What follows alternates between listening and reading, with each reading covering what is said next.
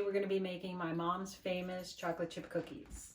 Now my mom made her chocolate chip cookies once a year, and that was at Christmas time. And she had to make hundreds because the whole family would come to her house. She had all these little tins that she made cookies in, just small tins. And then for her chocolate chip cookies, she had this great big giant tin, you know, that used to have hard pretzels in it. And she would fill that tin with chocolate chip cookies because that was everybody's favorite. And we would go over to her house for dinner, and we would eat very little dinner. And then she'd bring the tin out and set it on the dining room table. And we would sit at the dining room table for hours eating cookies until they were all gone. And we felt like we were going to pass out. Great, good memories. So today, this is what you're going to need to make my mom's famous chocolate chip cookies. Obviously, you need chocolate chips. Now, these are mini chips. You can use regular size chocolate chips. You can also use the big size. You can use the chunks, the chocolate chunks. Any of those will be fine. This is semi-sweet, but use whatever kind of chocolate you like. 2 sticks of butter, softened. 3/4 of a cup of white sugar. 3/4 of a cup of brown sugar, packed. 2 1/4 cups of flour. And this is 1 teaspoon of baking soda and 1 teaspoon of salt. And you're also going to need 2 eggs, and you're going to need a healthy shot of vanilla extract. Okay? So that's what we're going to need to make my mom's chocolate chip cookies. What you're going to need to do to start the chocolate chip cookie batter is to get the butter and the sugars incorporated, okay? So you're going to take your 2 sticks of softened butter and you're going to put them in your bowl. After you take your paddle off, makes it easier. Okay, so there's your butter, a little bit softened. And then here's your 3/4 of a cup of brown sugar, packed. And then here's 3/4 of a cup of white sugar. Okay. We're going to put the paddle attachment on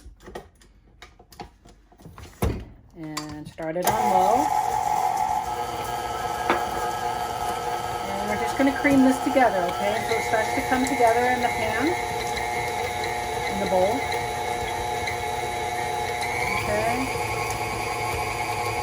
If you're going to bake a lot of cookies, the KitchenAid is your best friend in the kitchen, I guarantee you. See how this is already turning into batter?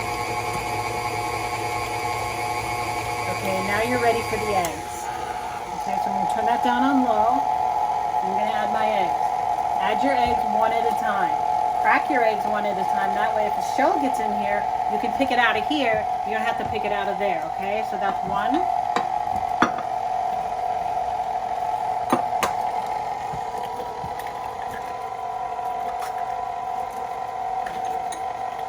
This is 2.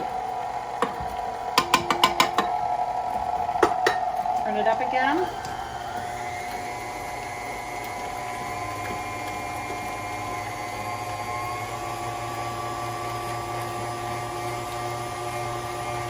Go for a second. Now we're going to scrape the sides of the bowl, okay? Pull your paddle up, take your spatula, scrape. Okay, see, get it all off the sides of the bowl. There you go. It's not all come together yet. Don't worry, it will. And let's beat it a little bit more, okay?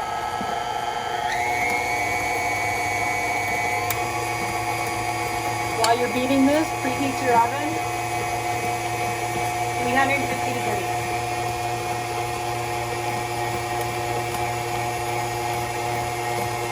Okay, this doesn't look like great batter, but it needs the flour now, okay? So we're going to turn it down to low. We're going to come over here with our flour, and also our baking soda and our salt. You just put that right in, okay? There you go. That's a teaspoon of baking soda and a teaspoon of salt. The next thing you're going to want to put in here is the flour. Get a spoon. If you have a flour shield for your KitchenAid, it's a good idea to use it because this can get messy. So just start spooning the flour into the batter, okay? Let it mix between each spoonful. Okay? Turn it down before you add another spoonful of flour, or you are going to be wearing a lot of flour.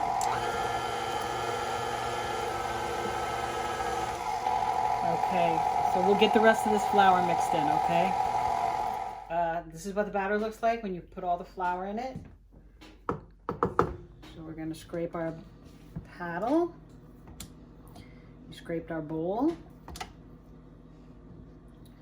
Okay, I'm going to get as much of this off as you can because otherwise you're sacrificing cookies. Nobody wants to sacrifice cookies. Although, you know, it's the pandemic and maybe you don't have a lot of people in your house and maybe you would just like to sit down in front of the TV with this. I would not judge you. I would not. Just keep in mind there's 2 raw eggs in here. Okay, now we're going to take our chocolate chips, and this is one 12-ounce bag of chocolate chips, semi-sweet. These are minis, but like I said, you can use any size. You can use any kind, okay? Use what you like. If you like milk chocolate, use that instead. Take this off. Put it over here. And then we are going to mix with our spatula. We're going to mix the chips into the batter, just like this. Okay. And that's basically it for the batter. There are a lot of things that you can add in. Like my mom would put pecans in her chocolate chip cookies, but my husband doesn't like them, so I leave them out. But if you like pecans, you can put those in, or you can put in walnuts. You can chop up some almonds and put them in, macadamia nuts, any kind of nut. You can put toffee pieces in. You know, the grocery store has all sorts of types of baking chips now. They have everything from butterscotch to peppermint to coffee. I saw Bailey's one time. Those are really good, by the way. So whatever you have, but what I have here today are mini semi-sweet chocolate chips. So that's what we're going to use. And that's your batter. This is ready to bake, okay? So you have a 350-degree oven. You want to take your baking sheet. And then what I like to use, because it's so easy to clean up, is I use parchment paper.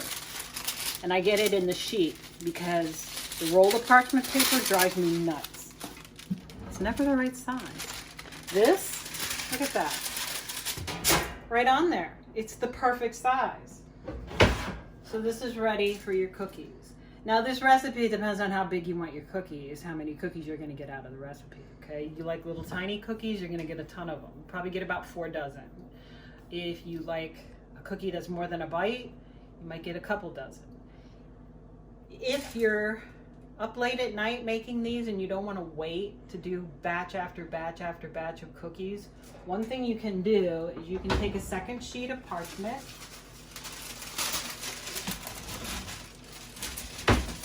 and you can put this dough right here on this pan, okay? Just a big hunk of the whole dough. And then you're going to take your second piece of parchment paper, you're going to put it over top the dough, and you're going to spread it out until it covers the whole pan. Then you're just going to bake it like that. When they come out, you're going to cut them. And that's going to be a thicker cookie, but it's only going to take you 1 batch. If you're making regular cookies, you're going to have to bake a couple of batches of them, okay? So, you know, I'm going to do individuals just because. Okay, so for the individuals, you need 2 spoons. And what you're going to do, you're just going to bring your batter over here and you're just going to scoop. And then you're going to use the other spoon and you're going to drop. Just like that. Okay, so you're just going to do a whole tray of these. Okay guys, so this is what they look like when they're all done. There's a dozen cookies on this pan. We're going to put this pan in the oven, 350 degrees, about 15 minutes. But you're going to want to check them, okay? Okay, here we are. Cookies are out of the oven. We're going to put them on a towel to cool. Once they cool off, they'll be ready to eat. They're delicious. I recommend them with a cup of coffee, cocoa, nothing, anything. They're really good. So I hope you enjoyed this episode of my mom's recipe box.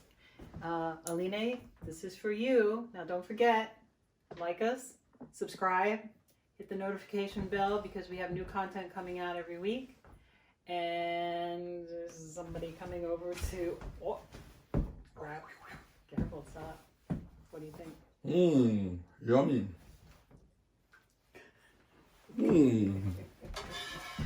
Bye-bye, guys. Stay safe.